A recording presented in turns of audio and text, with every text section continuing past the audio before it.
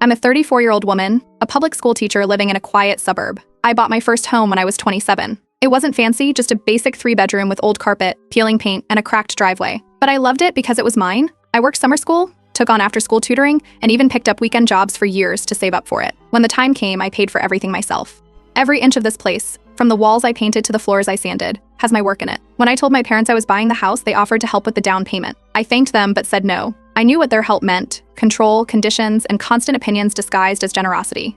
They didn't argue out loud, but the cold looks and guilt trips started immediately. For years after, they kept throwing comments like we only wanted to support our daughter, or it's a shame when pride gets in the way of family. That's how they are. Appearances matter to them more than anything. Growing up, emotions had to be managed in silence, and family loyalty was just another word for obedience.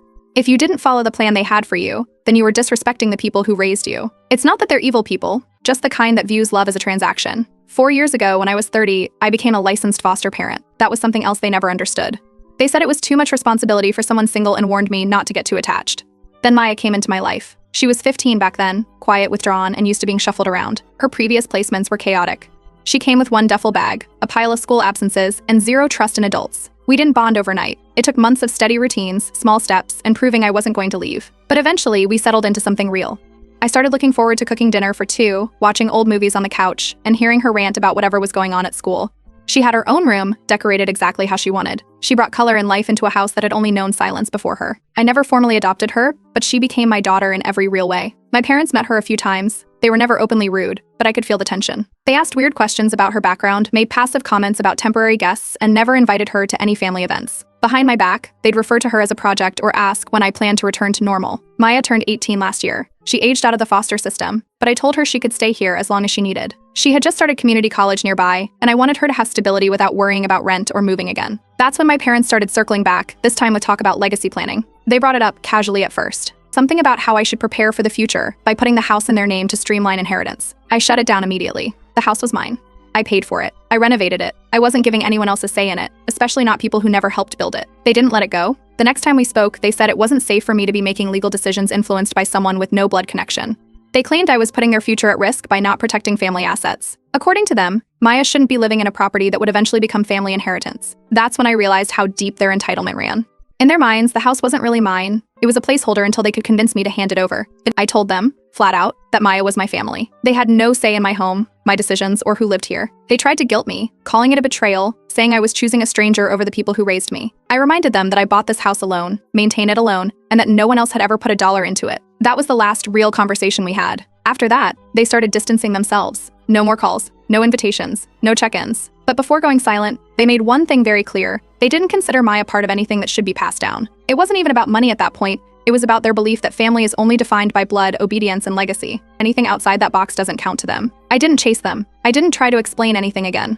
Instead, I focused on what mattered, keeping Maya safe, helping her finish school, and making sure she knew this place would always be hers too, no matter what. That's when I started thinking about what would happen if I wasn't around, how I could make sure no one could ever take this from her. That's when everything started to shift.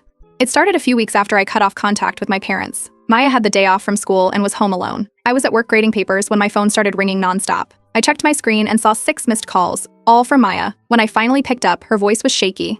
She told me my mother had shown up at the house, uninvited, and was knocking on the door asking questions about who she was and what right she had to be there. She wasn't yelling, but the things she was saying were sharp and mean. Maya didn't open the door. She stood a few feet away, phone in hand, recording everything. My mom stayed on the porch for several minutes talking loudly about how this house was never meant for strangers, and how she had the right to check on her daughter's property. Then she left. I dropped everything and drove home. When I got there, Maya was sitting in the kitchen, visibly shaken. She handed me her phone and I watched the video. It wasn't violent, but it was ugly. My mom was calm, deliberate, and clearly there to scare her. That's when I called my parents and demanded to know what they thought they were doing. They didn't act surprised. My mom claimed she was just checking in since she hadn't heard from me. My dad joined the call halfway through and accused Maya of manipulating me for housing.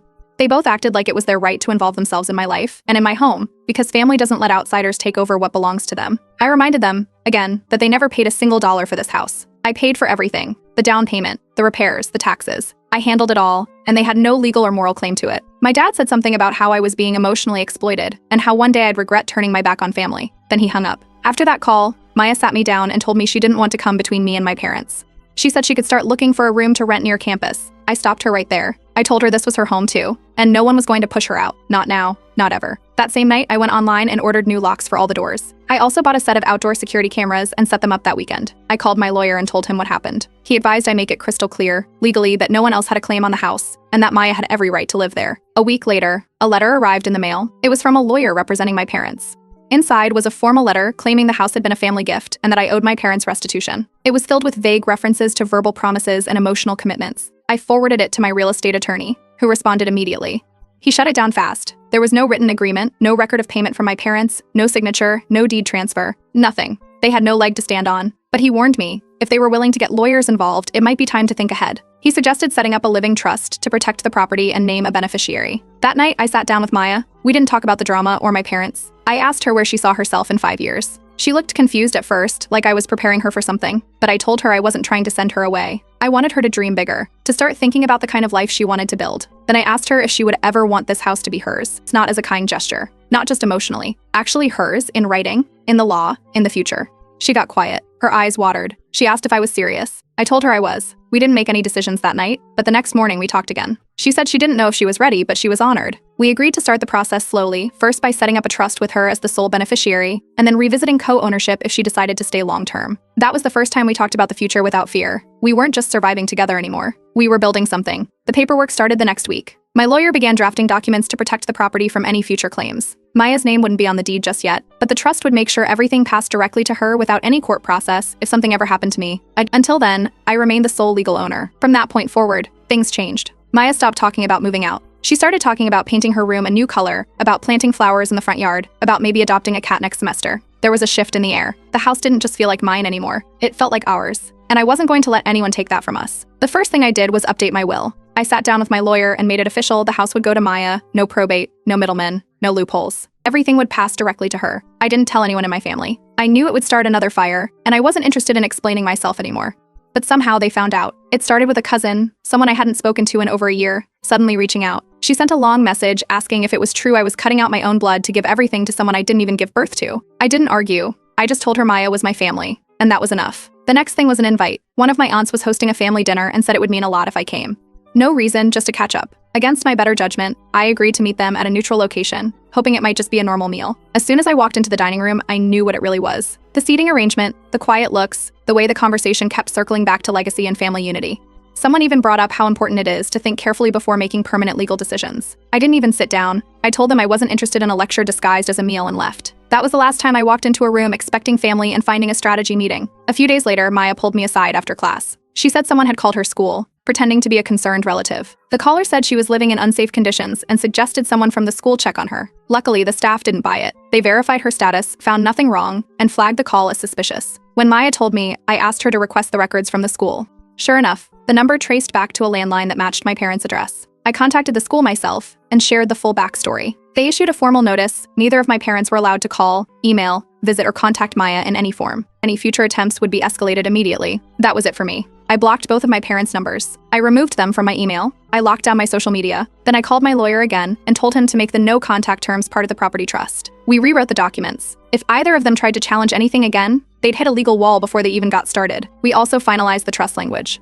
If something happened to me, everything would go to Maya, not just the house, but any insurance, savings, and retirement accounts. I added one more clause. If I ever became medically incapacitated, she'd be the one in charge of the house and all decisions about it. Not long after, I got one last call. It came from a random number. I picked up without thinking and heard my father's voice. He didn't yell or argue. He just asked if I really meant to do this. He sounded tired, not angry, just worn down. He talked for a few minutes. I listened. When he finished, I hung up. I blocked the number. That was the last time I heard either of them speak to me directly.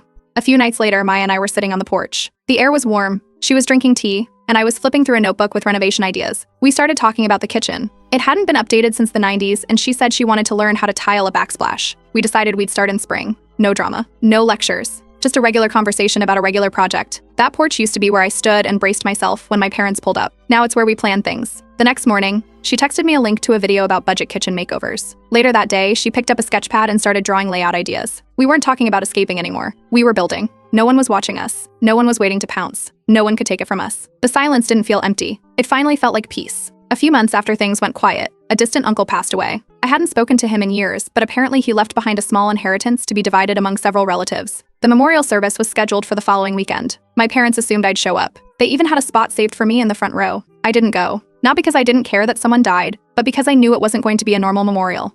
It would be another staged event to corner me, shame me, and try to pull me back into their version of family unity. I wasn't going to be used as a prop again. After the service, my phone lit up. Texts came in from 2 cousins and an uncle. None of them mentioned the funeral directly. They just accused me of disrespecting family tradition and said I should be careful about burning bridges you might need later. I didn't reply. That same week, word started spreading that I'd placed my house in a trust, with Maya as the beneficiary. I hadn't told anyone except my lawyer and Maya, but someone must have overheard or dug around, because news in my family travels fast, especially when it's something they think they can spin into drama. One aunt, who had always been more on the quiet and reasonable side, reached out. She asked to meet for coffee. We sat outside a little cafe near my school. She didn't push or lecture. She just asked if it was true that I planned to leave the house entirely to Maya. I told her yes, because Maya had earned it. Not by blood, but by everything we'd built together from the moment she walked through my front door. My aunt sat quietly for a few moments, then said she hoped one day my parents realized what they had thrown away. Before we left, she warned me, apparently my parents had started speaking with a lawyer again, this time trying to build a case around something they called a verbal agreement. They were telling people I had once promised them the house would go to them, as part of a future estate plan. I didn't panic. Months earlier, I'd worked with my lawyer to gather every email, every payment receipt, and every single legal document tied to the house. There was no verbal agreement. There was no written agreement. There was nothing. Meanwhile, Maya overheard something at school. A few students in her art class were talking about a woman who cut off her parents over some foster kid. They didn't say names, but one mentioned the name of my street. Maya didn't say anything at first. She just got quiet for a few days. I reached out to the school again. They confirmed that someone had contacted them. Not my parents directly this time, but an alumni who claimed to have concerns about a student's home life.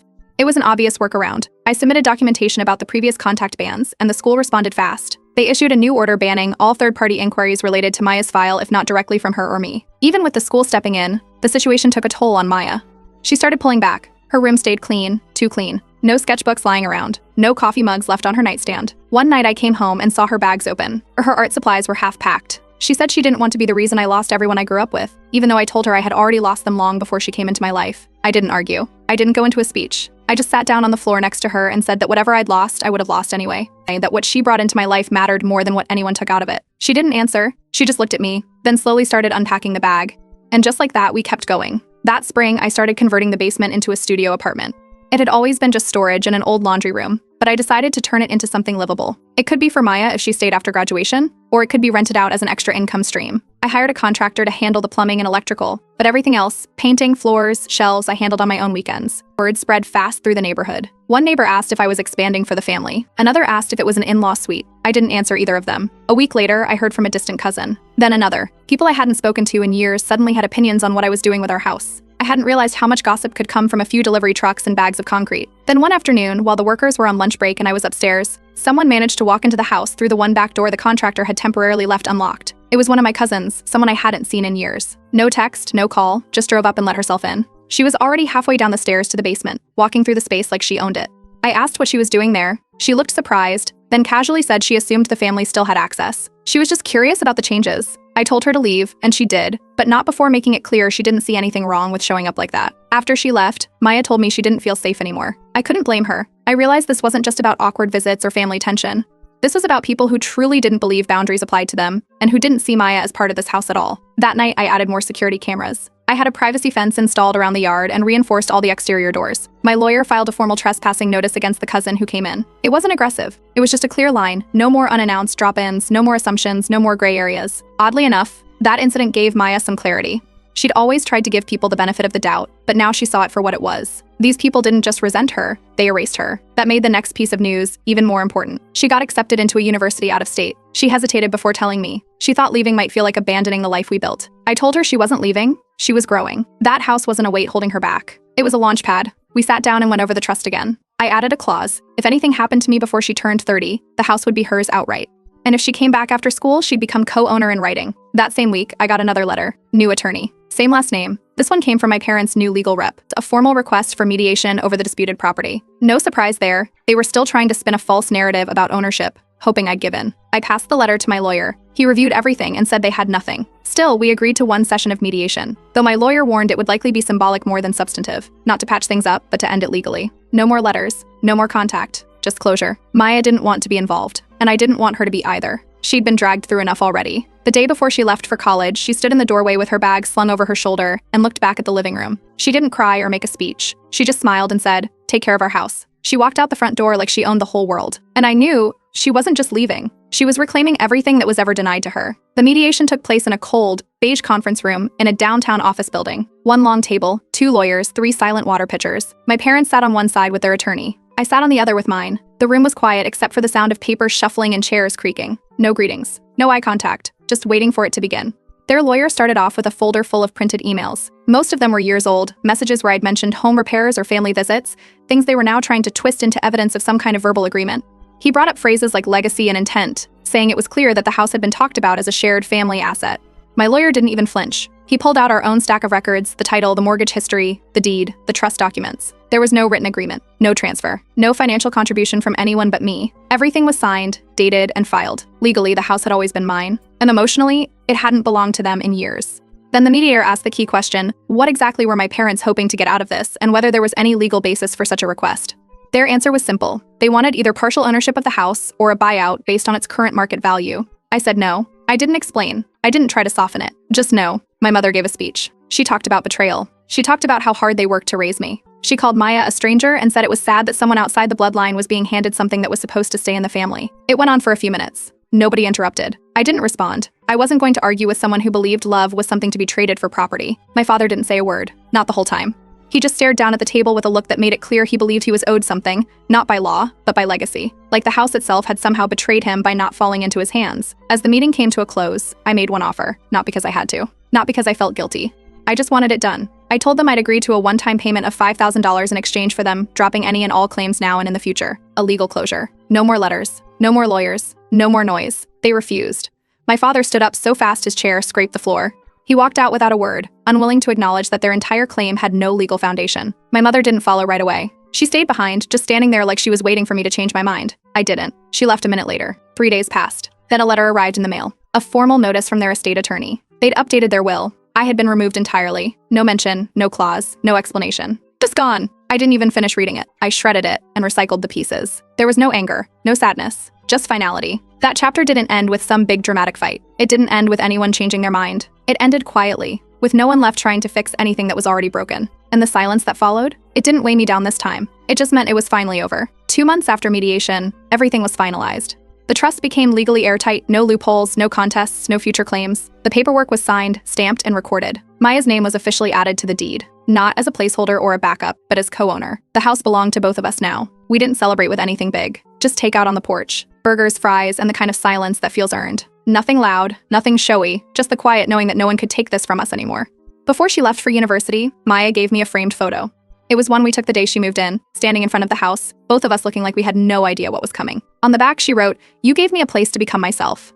She left 2 days later, and within a week, she was sending photos from campus. A library window view, a late-night ramen run, her new art studio class. She got a part-time job at the campus bookstore and joined a small study group. Her calls weren't about stress or survival anymore. They were filled with little wins, new people, new routines, real peace. I visited during fall break. When I saw her waiting by the dorm entrance, I barely recognized the girl I had met 4 years earlier. Her posture had changed. Her eyes didn't scan the room like she was preparing for something to go wrong. She looked settled. Back home, the silence stayed, but it wasn't the kind that presses on your chest. It was peaceful. The house finally felt like a home. No knocks, no unexpected calls, no one trying to insert themselves where they didn't belong. The court orders held. My parents never contacted me again. No emails, no back-channel messages through extended family. Just complete silence. The cousin who had trespassed once posted a vague status online, something about greedy people forgetting where they came from. It didn't go anywhere. Nobody commented. No one shared it. It vanished like a rock tossed into a pond with no ripples. Later that winter, a letter came from an old family friend. No apology, no excuse, just a simple handwritten note saying they'd been watching from the sidelines, and they understood things differently now. I didn't reply, but I kept the letter. That spring, a box showed up on my porch. No return address. Inside were childhood photos, a couple of books from my old room, and a sweater I hadn't seen in years. No note, no explanation, just things packed in silence. I kept the photos. I donated the rest. Not because of anger, just because I had no space left for anything that didn't come with care. The house didn't feel different because of paint or new furniture. It felt different because it was finally full of only the people who belonged in it. And every few days, Maya sends another message. A picture of a classroom, or a new meal she cooked. She ends them all the same way, "See you at our house." And I know she means it, because now it really is.